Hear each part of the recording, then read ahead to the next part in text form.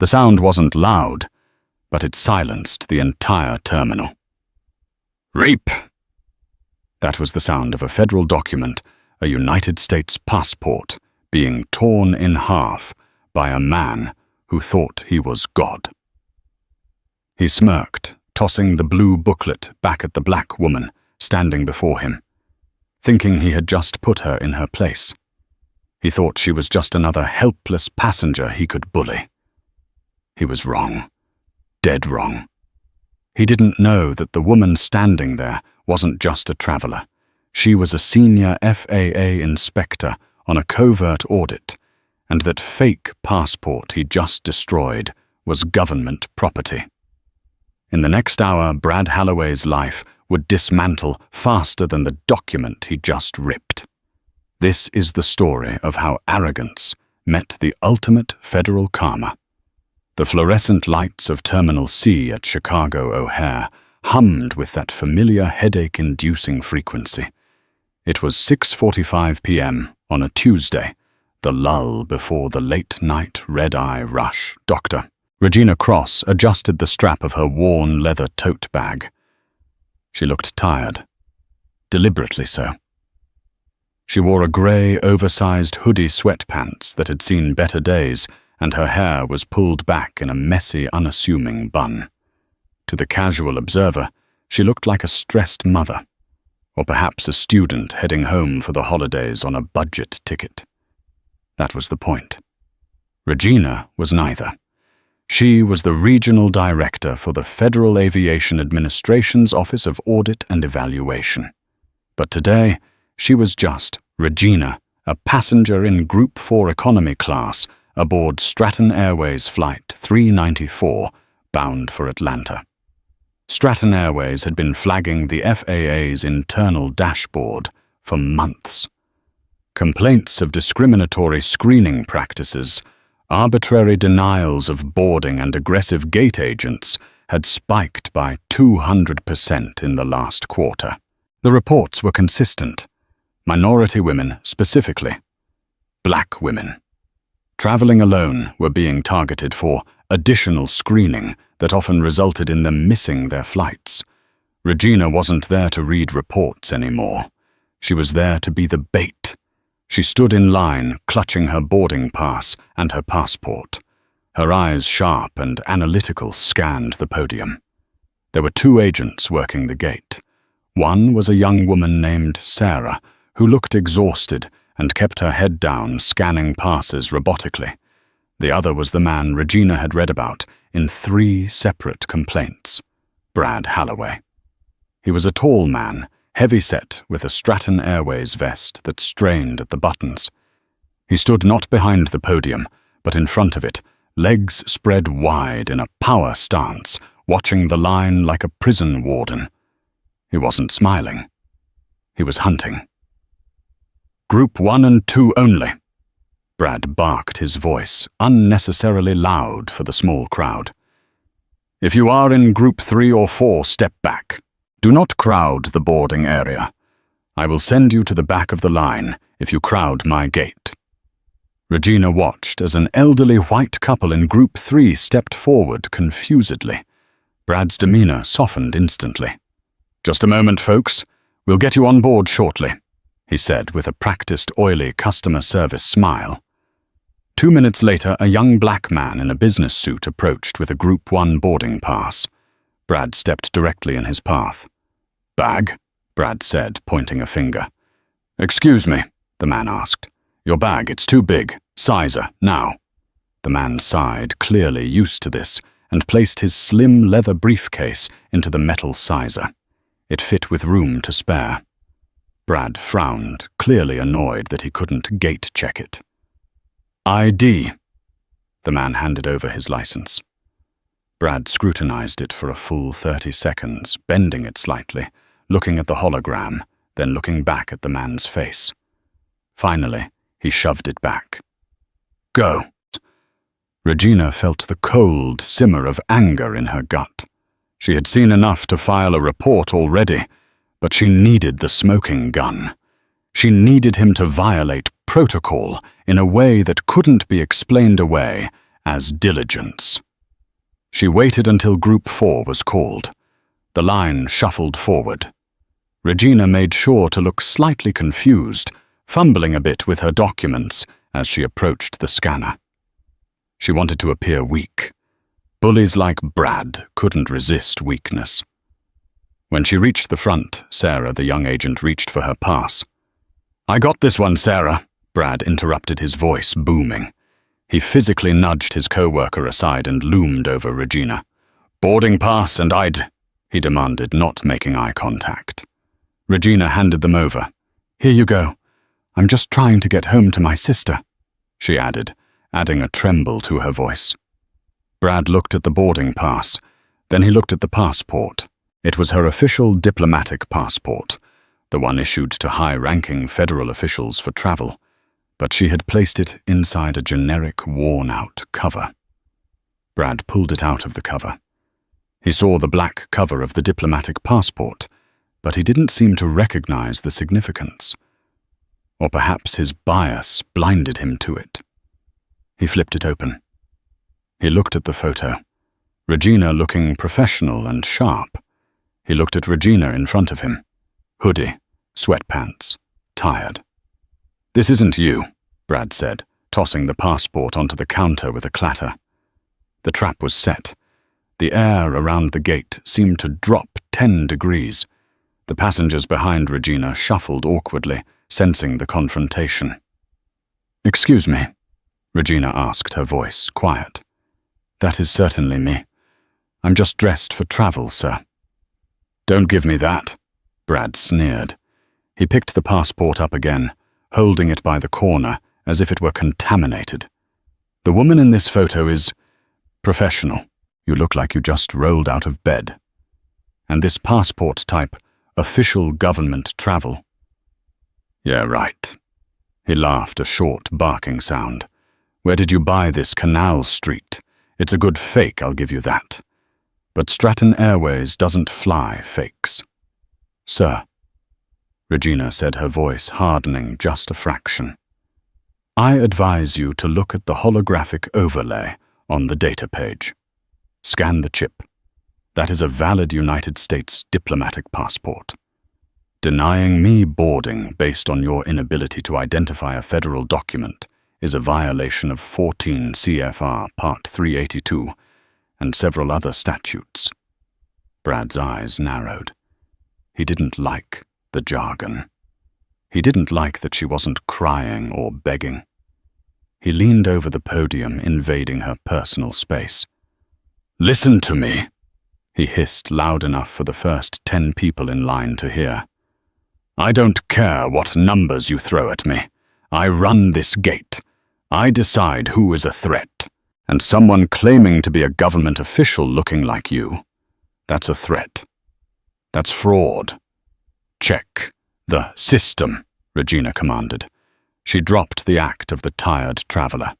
She stood to her full height. Brad's ego couldn't take the challenge. He felt the eyes of the crowd. He felt his authority wavering. He needed a show of force. "You want me to check?" Brad yelled. "I'll check this garbage right into the trash." He gripped the passport with both hands. "Sir, do not do that," Regina warned, her voice dropping to a deadly calm. "That is federal property. Tampering with it is a felony under 18 U.S. Code Section 1543. "I'm protecting my flight," Brad roared. "Rap!" The sound was sickening. The laminated data page of the passport, constructed of multiple layers of security mesh and polycarbonate, was tough. But Brad was fueled by adrenaline and rage. He twisted and tore, separating the binding from the cover, snapping the biometric chip antenna. He held up the 2 mangled halves of the booklet like a trophy. "There," Brad spat. "Now nobody is flying. Get out of my line before I call the police." The silence that followed was absolute. Sarah, the other gate agent, had her hands over her mouth, her face pale as a sheet. The passengers were frozen. Regina didn't flinch. She didn't scream. She simply looked at the destroyed document in his hands, and then up at his face. She reached into her tote bag. Brad flinched, stepping back. "She's reaching for a weapon." "Security!" he screamed. Regina slowly pulled out a leather bifold wallet. She flipped it open. A gold badge caught the overhead lights gleaming with undeniable authority. Next to it was a laminated ID card with the seal of the Department of Transportation. "I don't need you to call the police, Mr. Halloway," Regina said, her voice projecting to the back of the terminal. "I already triggered the silent alarm on my phone 3 minutes ago. But since you asked," she pointed a finger at him, "you are under arrest for the destruction of federal property interference with a federal aviation inspector and violation of civil rights. Sit down. Now." Brad stared at the badge. He looked at the ripped passport in his hands. His mouth opened and closed like a fish on a dock. You're," he stammered. "I am the person who is about to end your career," Regina said. "And I'm going to make sure the whole world knows why." At that moment, 3 TSA agents and 2 Chicago police officers came sprinting down the concourse radios, crackling. "Officer," Regina barked, turning to the lead cop without lowering her badge. "Secure this man. He has just destroyed a diplomatic passport and is currently obstructing a federal audit." Brad Halloway dropped the pieces of the passport. They hit the floor with a pathetic flutter. He looked at Sarah, begging for backup. Sarah looked at him, looked at the furious woman with the badge, and took a decisive step away from him. "I told him," Sarah whispered loud enough to be heard. "I told him to stop profiling." "You're done, Brad," Regina said, stepping over the velvet rope to stand on his side of the podium. "But don't worry. The paperwork I'm about to file on you will be longer than the flight to Atlanta." The clicking of handcuffs is a distinct sound. It is sharp, mechanical, and final. For Brad Halloway, a man who had spent the last 15 years treating the gate area like his personal fiefdom, the sound was deafening. Officer Miller, a 20-year veteran of the Chicago PD airport unit, didn't use a gentle touch. He yanked Brad's arms behind his back, forcing the heavy-set man to bend forward over the counter where he had just been reigning supreme. "You're making a mistake," Brad sputtered, his face pressed against the cool laminate. "She's a fraud. Look at her clothes. She's probably high. You have the right to remain silent." Officer Miller droned, tightening the cuffs until Brad winced. "I suggest you use it. You just destroyed federal property in front of 2 officers and 50 witnesses." Regina stood calmly to the side, carefully placing the torn halves of her passport into an evidence bag provided by the TSA supervisor. She sealed it with a snap. She wasn't yelling anymore. She was in full auditor mode, cold, precise, and terrifyingly efficient. "I want the station manager down here," Regina said to the TSA lead, a woman named Officer Hernandez. "And I want the airport security footage from gate C12 for the last 60 minutes pulled and backed up to a secure server. Do not let Stratton Airways IT touch it." "Already on it, ma'am," Hernandez said, respectful but wary. She knew a Fed when she saw one. "Station Manager Tate is on her way." The crowd at the gate had transformed. They were no longer tired passengers. They were an audience. Dozens of phones were held aloft, recording every second. The incident was being live-streamed to TikTok, Twitter, and Instagram before Brad had even been fully Mirandized. "You can't arrest me for doing my job," Brad yelled as Miller hauled him upright. "I have discretion. I suspected a fake ID tool." Regina walked over to him. She didn't get in his face. She stood just outside his personal space, looking at him with pity. "Mr. Halloway," she said, her voice smooth. Discretion allows you to ask for a second form of ID. It allows you to call a supervisor. It does not allow you to destroy government property. But you didn't do it because you suspected a fake. You did it because you saw a black woman in a hoodie and assumed she was powerless. You assumed I wouldn't fight back. She leaned in closer. I'm not just going to press charges, Brad. I am going to audit every single log entry you have made in the last 5 years. If you have ever denied boarding to anyone else illegally, if you have ever falsified a weight and balance report, if you have ever skipped a mandatory safety briefing, I will find it. And you won't just lose your job. You will lose your pension, your clearance, and your freedom. Brad paled. The color drained from his face so fast, he looked like he might faint. Wait, he whispered. My pension. Before Regina could answer, the sound of clicking heels announced the arrival of Linda Tate, the station manager for Stratton Airways at O'Hare. She was a woman who clearly lived in a state of perpetual stress, clutching a walkie-talkie like a lifeline. What is going on here? Linda demanded, breathless. She saw Brad in cuffs, and her eyes went wide. Officer, release my agent immediately. This is a union issue. If there is a dispute with a passenger, we handle it internally. Linda turned to Regina, her eyes raking over the hoodie and sweatpants. And you. I don't know what you said to get him riled up, but if you've caused a scene, you are banned from Stratton Airways. We have zero tolerance for unruly passengers. Regina actually laughed. It was a dry, humorless sound. Ms. Tate, is it? Regina asked. I am the station manager, Linda said haughtily. Good.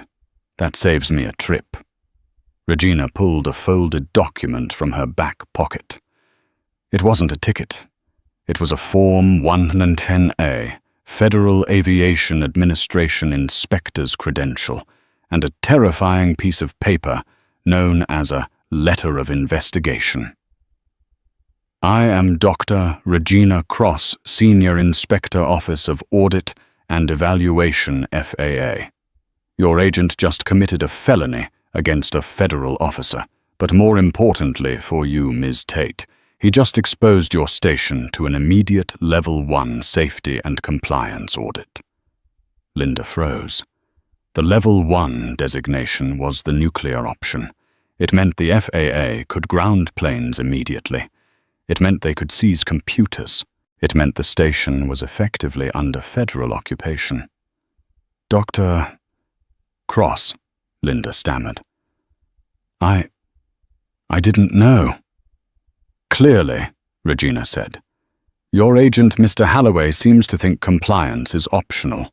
I am here to find out if that attitude comes from the top. Regina pointed to the jet bridge. Nobody boards Flight 394. The aircraft is grounded until I inspect the cabin crew's training logs and the pilot's pre-flight checklist. I have reason to believe your staff is negligent. You can't ground the flight, Linda cried, panic setting in. That's a full 737. The cost. The connections. Mr. Halloway should have thought about that before he ripped up my passport, Regina said icily. Officer Miller, take the suspect away. Ms. Tate, get me a conference room and your flight logs. Now! As Brad was dragged away, weeping openly, now Linda Tate stared at the woman in the grey hoodie. She realized with a sinking heart that the powerhouse of Stratton Airways had just collided with an iceberg, and the ship was already taking on water. 500 miles away, in the glass and steel fortress that was the Stratton Airways headquarters in Dallas, Texas, the atmosphere was usually one of hushed, expensive efficiency. Harrison Sterling, the CEO of Stratton, was a man who prided himself on control. He wore three-piece suits, drank sparkling water, and checked the stock price every 15 minutes. At 7:15 p.m. he was preparing to leave for a charity gala. He was adjusting his cufflinks when his office door burst open. It was Arthur Pendleton, the General Counsel. Arthur was 60 years old, bald, and had the constitution of a shark. He never ran. He never sweated. Today, Arthur was sweating. "Harrison, don't leave." Arthur set his voice tight. "I have the Foundation dinner, Arthur. It's 5,000 a plate. Unless a plane has crashed, it can wait until morning." "A plane hasn't crashed yet," Arthur said, walking over to the massive, flat-screen TV on the wall. "But the stock is about to." He grabbed the remote and cast a video from his tablet to the screen. It was a shaky vertical video shot from a cell phone. It showed a large man in a Stratton vest ripping a blue booklet in half and screaming at a black woman. "So," Harrison shrugged. "Another bad gate agent. We'll fire him, issue a generic apology, and give the passenger a voucher. Why are you bothering me with this?" "Keep watching," Arthur said grimly. On the screen, the woman pulled out the badge. The audio was clear. "I am the person who is about to end your career." Harrison frowned. "Who is she?" "A cop." Arthur tapped the screen. "That is Dr. Regina Cross." Harrison paused. The name sounded familiar. "Cross? Why do I know that name?" "Because 3 years ago, she was the lead inspector on the Sky West audit," Arthur said. "She found the maintenance irregularities in their landing gear systems. She grounded their entire fleet for 3 weeks. Sky West stock dropped 40%. They barely survived." Harrison felt a cold knot form in his stomach. "That's her. The Grim Reaper." "That's her," Arthur confirmed. "And she was traveling undercover on our airline, and our gate agent just ripped up her diplomatic passport, committed a felony, and had her arrested. Wait, no. He got arrested. She is currently holding the O'Hare station hostage." Harrison sat down heavily in his leather chair. "Please tell me she's just a regular inspector." "She was promoted," Arthur said, reading from his tablet. "She is now the Regional Director of Audit and Evaluation. She reports directly to the Secretary of Transportation. Harrison, she has the authority to revoke our operating certificate." The phone on Harrison's desk began to ring. Then his cell phone. Then Arthur's cell phone. "Who is it?" Harrison asked. Arthur checked his phone. "It's the PR firm. The video has 4 million views. Boycott Stratton is trending #1 on Twitter in the US and UK." Harrison grabbed his desk phone. "Get me the O'Hare station manager. Get me Linda Tate." "I tried," Arthur said. "Linda is currently in a conference room with Dr. Cross. She isn't allowed to answer her phone because Dr. Cross has declared the station an active crime scene and an active audit zone." "Jesus Christ," Harrison whispered. He looked at the paused video of Brad Halloway's sneering face. "How much is this going to cost us? If she finds systemic discrimination, if she proves we profile passengers." Arthur took off his glasses and rubbed his eyes. "The fines alone will be in the 9 figures. The lawsuits will be endless. And if she grounds the fleet for a safety review, we'll be insolvent in a month," Harrison finished. He stood up, pacing the room. The arrogance that usually shielded him was gone, stripped away by the reality of the situation. "We need to kill this," Harrison said. "Not the story, the anger. We need to make this right. Get the private jet ready. I'm going to Chicago." "Harrison, you can't just fly in there," Arthur warned. "Regina Cross eats CEOs for breakfast. If you try to bribe her or smooth-talk her, she will add bribery to the list of charges." "I'm not going to bribe her," Harrison said, buttoning his jacket with trembling fingers. "I'm going to beg, and I'm going to personally fire Brad Halloway on national television if I have to." "It might be too late," Arthur said, pointing at the TV. CNN had just picked up the feed. The headline ran across the bottom of the screen in bright red: FAA inspector assaulted by airline staff, federal investigation launched. Harrison stared at the screen. That idiot at the gate didn't just rip a passport, he muttered. He just ripped up my company. O'Hare's Terminal C, usually a chaotic symphony of rolling suitcases and announcements, had gone eerily quiet around Gate C12. The area was now cordoned off with blue tape. But the real action wasn't at the gate.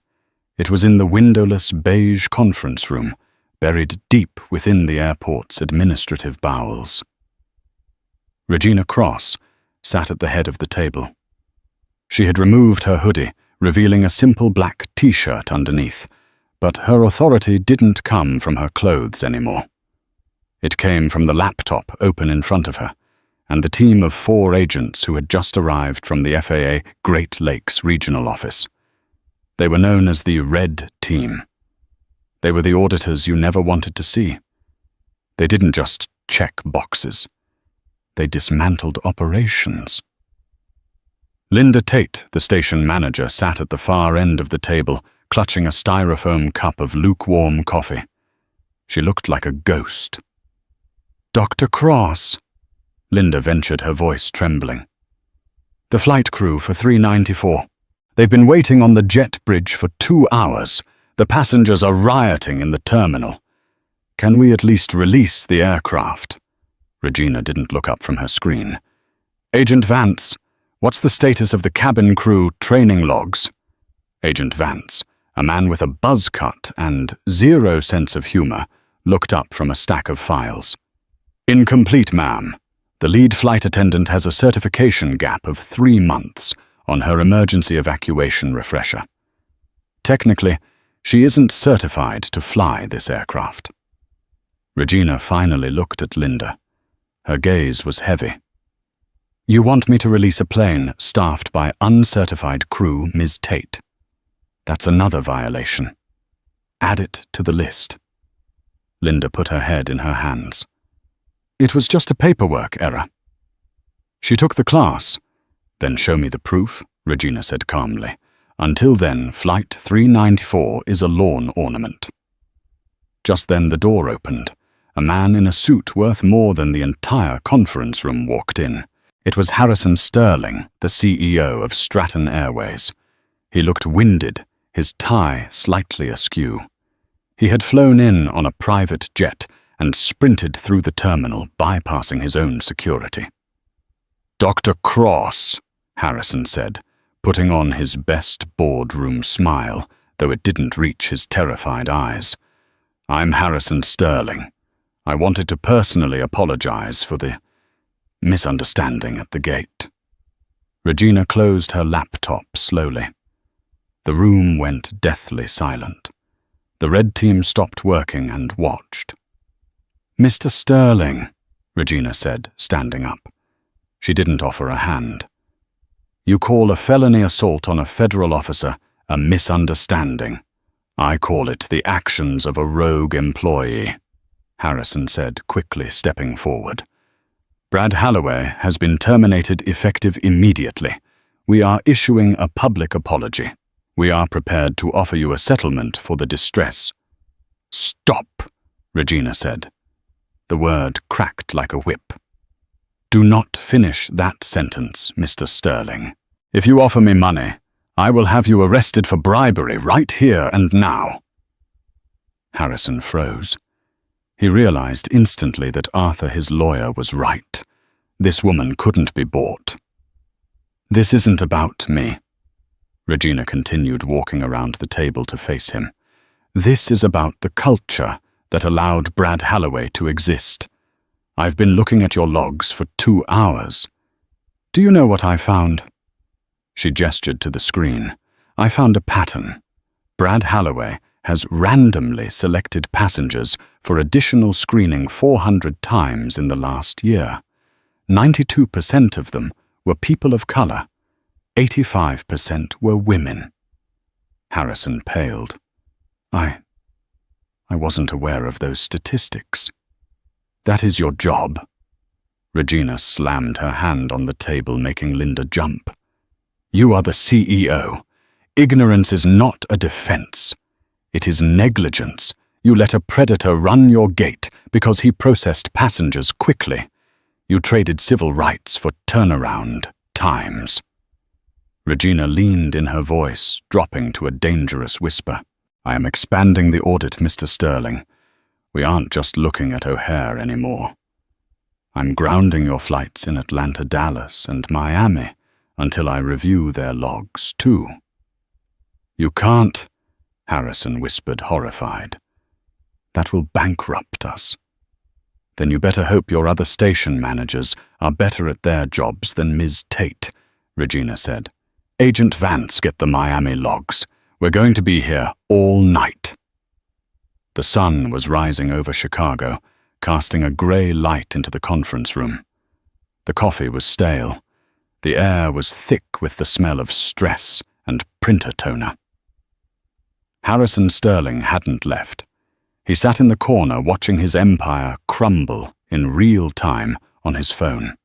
The stock had plummeted 18% since the market opened. Regina was tired, but she was in the zone. She was looking for the smoking gun, the piece of evidence that proved this wasn't just incompetence, but malice. Dr. Cross, said Agent Sarah Jenkins, the team's digital forensics expert. I think I found something in the internal messaging system, the chat ops channel. Regina wheeled her chair over. Show me. This is a chat log between Brad Halloway and the shift supervisor. A guy named Mike Ross, Jenkins said. It's dated 3 months ago. Regina read the screen. Brad 1402. Hey Mike, got another one complaining about the random check. She's threatening to file a complaint. Mike 1405. Is she a problem profile? Brad 1406.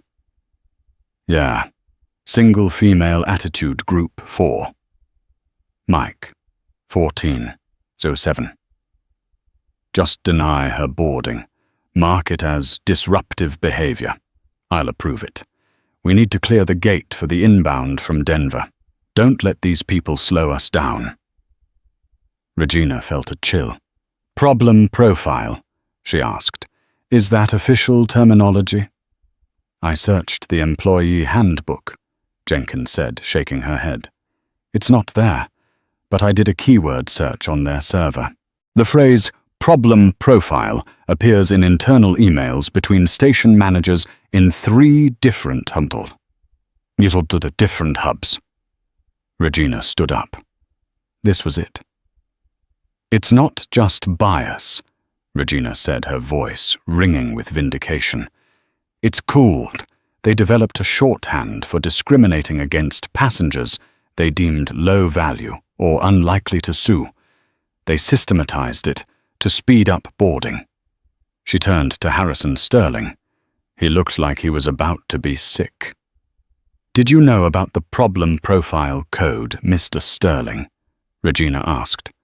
Harrison shook his head frantically. No, I swear, I've never heard that term. Then you have lost control of your company, Regina said. Agent Vance, print those logs. We have conspiracy to violate civil rights. This just went from a regulatory fine to a Department of Justice referral. Linda Tate began to sob quietly at the end of the table. I didn't know they called it that. I just told them to hurry up. And that's why you're complicit, Regina said. She picked up her phone.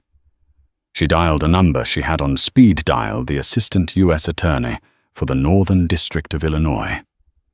This is Senior Inspector Cross, she said into the phone. I need you to issue a warrant for the seizure of Stratton Airways' internal servers. Yes, all of them. We found a systemic conspiracy to defraud and discriminate, and I have the logs to prove it. She hung up and looked at the devastated room. The audit was over. The war had begun. "Mr. Sterling," Regina said, gathering her things, "I suggest you call your board of directors. You have a very long day ahead of you." As Regina walked out of the conference room, leaving the wreckage of corporate negligence behind her, she finally felt the weight of the last 24 hours lift. She checked her pocket. The torn passport was still there, a reminder. They thought she was a problem profile. They were about to learn she was the solution, the Everett M. Dirksen, U.S. courthouse in downtown Chicago is a monolith of glass and steel, a place where careers go to die, and where the federal government exerts its ultimate will. On the morning of the trial, the plaza outside was a circus. News vans from CNN, Fox, and MSNBC lined the curbs, their satellite dishes pointed like accusations at the sky.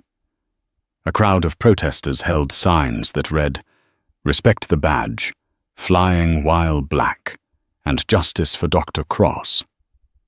Inside courtroom 1803, the atmosphere was suffocating. The air conditioning was humming, but it did nothing to cool the sweat beading on Brad Halloway's forehead. Brad sat at the defense table, a stark contrast to the tyrant who had ruled Gate C-12 6 months ago. The prison diet had stripped 30 pounds from his frame, leaving his skin hanging loosely around his neck, his cheap, court-appointed suit bunched at the shoulders. He didn't look like a gate agent anymore. He looked like a man who had been chewed up by the machinery of his own arrogance. His attorney, a weary public defender named Alan Finch, shuffled papers with the enthusiasm of a man who knew he was piloting a plane that had already lost its wings. On the other side of the aisle sat the prosecution, led by Assistant U.S. Attorney David Ross, a shark of a man who had built his career on corruption cases. And behind him, in the first row of the gallery, sat Dr. Regina Cross. She was no longer the grey woman. Today she was undeniable. She wore her full FAA dress uniform, midnight blue, with the gold wings and the Department of Transportation seal pinned over her heart. She sat with a posture so rigid, she looked like a statue carved from judgment itself. She didn't look at Brad. She looked at the judge's empty chair. "All rise," the bailiff bellowed. The Honourable Judge Margaret Cole swept into the room. She was a legend in the Northern District, a woman known for sentences that made grown men weep. She took her seat, adjusted her glasses, and looked down at the defendant. "Be seated," she said. Her voice wasn't loud, but it carried the weight of a gavel strike. "We are here for the sentencing phase of United States versus Bradley Halloway. The jury has already returned a verdict of guilty on Count 1, destruction of government property. Count 2, interference with federal audit personnel, and Count 3, deprivation of rights under color of law. Mr. Ross, you may proceed with your victim impact statement and final arguments." The prosecution's dagger. David Ross stood up, buttoning his jacket. He walked to the center of the well, holding a clear plastic evidence bag. Inside were the 2 jagged halves of a blue diplomatic passport. "Your Honor." Ross began holding the bag up for the jury, though the verdict was already in. This was for the record. This was for the history books. This document is not just paper. It is a symbol of the United States. It represents the trust our government places in its highest officials. It represents safe passage. It represents identity. He turned and walked toward Brad, stopping just feet away from the defense table. 6 months ago, Mr. Halloway decided that he knew better than the United States Department of State. He looked at a high-ranking federal inspector, a woman who has dedicated 20 years of her life to aviation safety, and he saw nothing but a stereotype. Ross turned to the screens mounted on the wall. "Play Exhibit A," he commanded. The courtroom grew deathly silent as the video played. It was the footage from the passenger's phone. The audio was crisp. "I'm protecting my flight." Brad's voice roared from the speakers, filled with misplaced rage. The sound of the passport tearing was sickeningly loud in the acoustic perfection of the courtroom. Brad closed his eyes. He couldn't watch it. He didn't just tear a booklet. "Your Honor," Ross continued, his voice dropping to a low, dangerous register, "he tore up the Constitution, and thanks to the diligent work of Dr. Cross's Red Team, we know why." Ross clicked a remote. The screen changed. It wasn't the video anymore. It was the internal chat log discovered in Part 6, the Problem Profile Conspiracy. Gasps rippled through the gallery. The press reporters in the back row scribbled furiously. Brad 14, Joe 6. "Yeah, single female attitude group 4, Mike supervisor. Just deny her boarding, mark it as problem profile. We need to clear the gate." Problem profile. Ross read the words as if they were poisonous. Stratton Airways and Mr. Halloway didn't just discriminate. They industrialized it. They created a code to strip citizens of their rights to save 3 minutes on a departure time. Mr. Halloway wasn't a stressed employee making a mistake. He was a willing executioner in a system of bias. Ross turned back to the judge. "The prosecution asks for the maximum sentence, not just to punish Bradley Halloway, but to send a message to every gate agent, every security guard, and every person in a uniform. You serve the public. You do not own them." The defenses collapse. Alan Finch stood up slowly. He looked tired. "Your Honor," Finch said, his voice pleading, "my client is a broken man. He has lost his job, his pension, his reputation, and his marriage. His wife filed for divorce 2 weeks after the arrest. He is currently living in a temporary housing unit. He was a cog in a machine, Your Honor. Stratton Airways pressured these agents to hit metrics. If they didn't clear the gate on time, they were docked pay. Brad Halloway is a symptom, not the disease." Brad finally looked up. His eyes were red-rimmed. I just wanted to get the plane out," he whispered, breaking protocol. "Mr. Halloway, you will speak when addressed," Judge Cole snapped. Finch sighed. "We ask for leniency. We ask for probation. He has never been in trouble with the law before." Regina's moment. The prosecution calls Dr. Regina Cross to the stand for a victim impact statement, Ross announced. Regina rose. The sound of her uniform moving the starch, the fabric was the only sound in the room. She walked to the stand, swore the oath, and sat down. She didn't look at the lawyers. She looked directly at Brad. "Dr. Cross," the judge asked gently, "is there anything you wish to say to the court?" Regina leaned into the microphone. "Your Honor, for 20 years I have audited airlines. I have crawled into fuel tanks. I have inspected landing gears in freezing rain. I do this because when a plane goes up, the people inside are helpless. They trust us to bring them down safely." She paused, her eyes locking onto Brad's terrified gaze. "Mr. Halloway broke that trust before the plane even left the ground. He looked at me and decided I didn't look like authority. He decided that a black woman in a hoodie could not possibly be a senior federal inspector. That assumption is what I want to address." She took a breath. "I don't want Mr. Halloway to rot in a cell for the rest of his life. That serves no one. But I want him to understand that when he ripped that passport, he didn't just inconvenience me. He signaled to every person who looks like me that our citizenship is conditional, that our credentials are up for debate, that we are problem profiles first and human beings second. She turned to the judge. Justice needs to be absolute, because the next time a gate agent sees a woman like me, I want them to remember this moment. I want them to remember that the person they are bullying might just be the one who signs their paycheck's death warrant.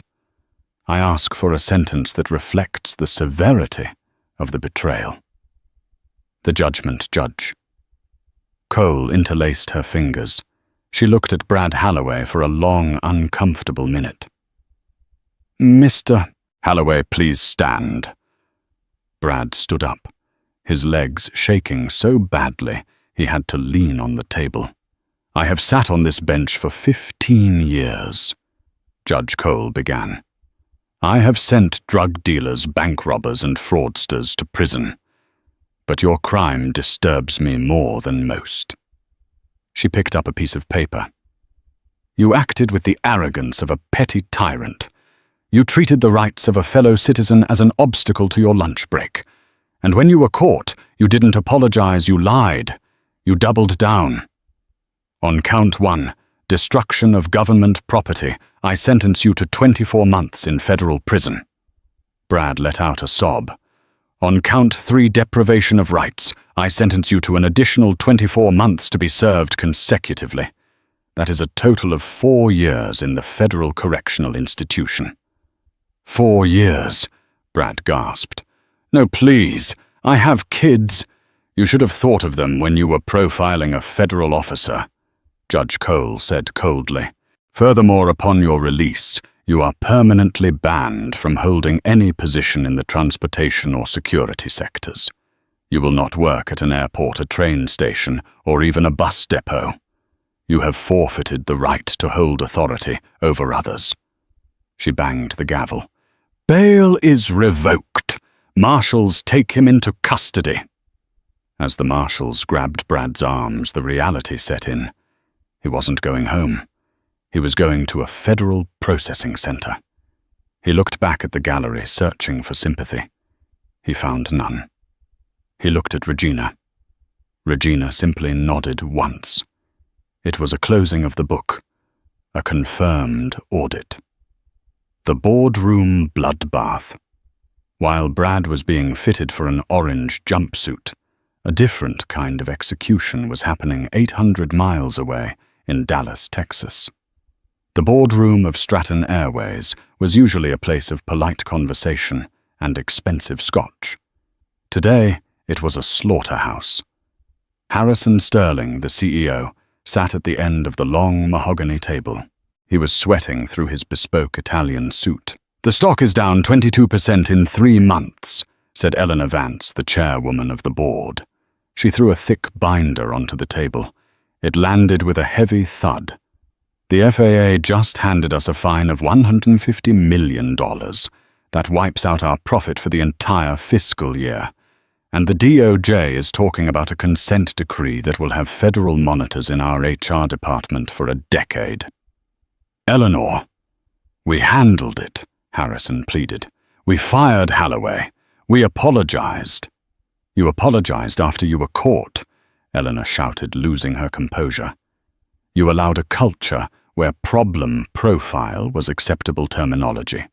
Do you know who called me this morning? The Secretary of Transportation. He threatened to pull our operating certificate if we didn't clean house. I can fix this, Harrison said, though his voice was weak. You can't, Eleanor said.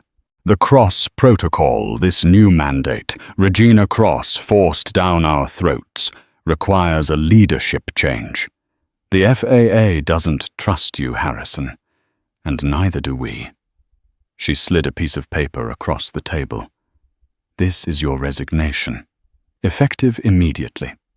You walk away with your base pension, no bonus, no stock options, and you issue a statement taking full personal responsibility. And if I refuse, Harrison asked, then we fire you for cause, we sue you for breach of fiduciary duty, and we let Regina Cross depose you under oath about what you knew and when. Do you want that woman digging through your personal emails, Harrison? Harrison Sterling looked at the paper. He thought about the woman in the grey hoodie. He thought about how he had dismissed the initial report as just a passenger complaint. He took out his Mont Blanc pen and signed. He was a multi-millionaire, a titan of industry brought down because he underestimated a woman in sweatpants. 6 months later. The human cost FCI Terre Haute is a medium-security federal prison in Indiana. It is cold, grey, and loud. Brad Halloway pushed a mop bucket across the floor of the cafeteria. This was his life now. He wasn't Gate King anymore. He was inmate 49201. He stopped to wipe sweat from his brow. A television was mounted high on the wall playing the news. And in travel news, the FAA reports that passenger complaints regarding discriminatory screening have dropped by 60% since the implementation of the CROSS protocol earlier this year. The new measures championed by director Regina Cross have revolutionized the way. Brad stared at the screen. He saw footage of Regina giving a speech at a podium. She looked powerful, respected. "Hey, move it, Halloway," a guard shouted from the doorway. "That floor isn't going to clean itself." Brad looked at the guard. For a split second, the old anger flared up the urge to yell to assert authority. Then he remembered the sound of the passport ripping. He remembered the gavel. "Yes, sir," Brad said quietly. He dipped the mop into the grey water and kept working. The final scene. The Guardian Regina Cross stood in the terminal of Los Angeles International Airport, LAX. It was a Friday night, the busiest time of the week. She wasn't working today. She was flying to Hawaii for a vacation, her first in 5 years. She wore a simple sundress and sandals, carrying a straw hat. She looked like any other tourist. She approached the gate for Oceanic Flight 815. The gate agent was a young man, barely 25, with a messy haircut and a name tag that read Leo.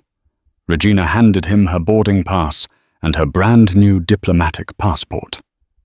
Leo scanned the pass. The machine beeped. A red light flashed. Random screening selection. Regina tensed. Her muscles locked up. It was a PTSD response, subtle but real. She waited for the sigh. She waited for the eye roll. She waited for the step aside.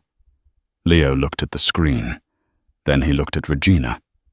He didn't frown. He smiled apologetically. "Miss Cross."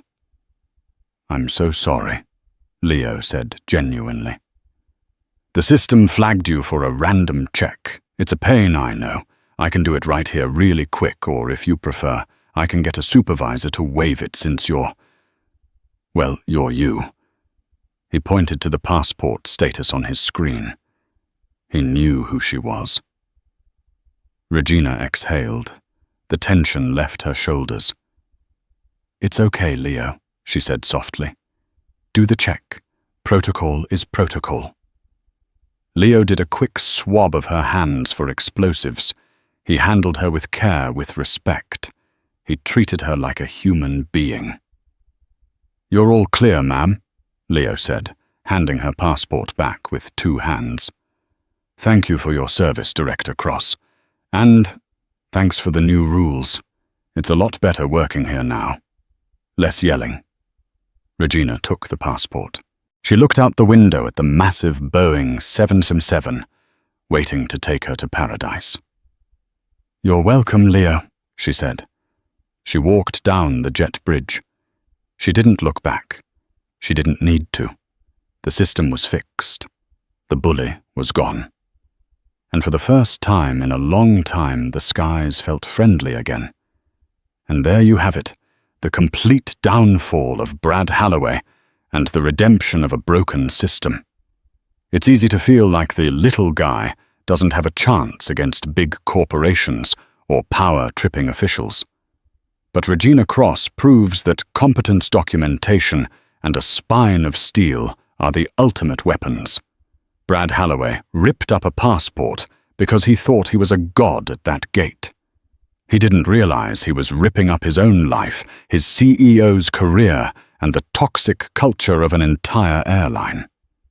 The irony is poetic. Brad wanted to stop Regina from flying. In the end, she is flying to Hawaii, and he is barred from entering an airport for the rest of his life. This story is a reminder to everyone watching. Character is how you treat people who can do nothing for you. When you treat people with contempt, you aren't showing power, you're showing weakness. And sometimes that weakness attracts a shark like Regina Cross. If you felt a wave of satisfaction watching justice get served in that courtroom, please hit that like button. It helps get these stories out to more people.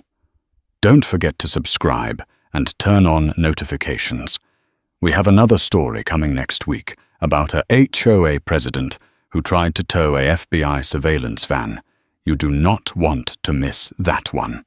Until then, keep your passport safe, treat people with kindness, and I'll see you in the next video.